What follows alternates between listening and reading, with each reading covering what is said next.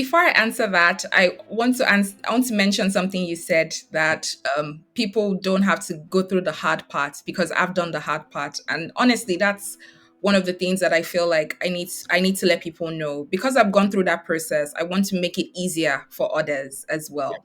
So yeah, which also touches back to this being a woman in tech. One thing that I've had is I've had an amazing support system. Mhm. Most of my bosses have been women. This is actually the first time I'm getting like a manager who is actually male, and he's also very supportive. So having a good support system really helps. Mhm. I've heard of horrible bosses stories. I've had my fair share of terrible bosses, but you one thing people need to understand that in a male dominated field you have to stand out, you have to be very assertive, Mhm. you don't shrink, you have to make yourself present. Mhm. And but when you make yourself present, you have to know what you're saying. Don't make yourself present and go and say rubbish.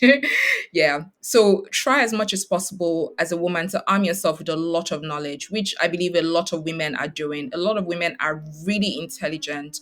Mhm.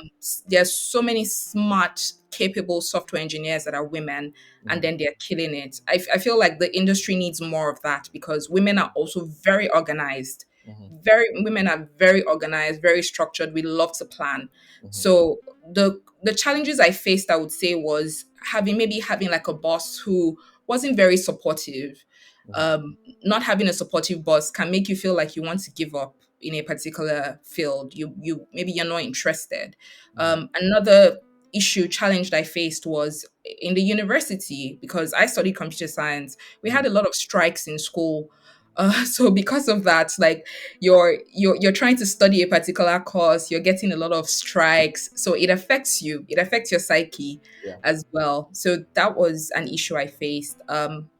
In terms of growing within the career, my voice is, like I said, my voice is always loud. So even if I feel like somebody's disrespecting me within the field, I Mhm. try as much as possible to not lose my temper.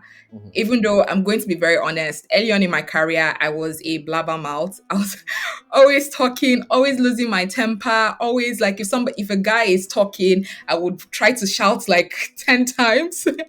But I was young, I was naive, and I was learning, I was growing. So I think one thing is that we should not be afraid to make those mistakes because they help us and we can self-reflect and think.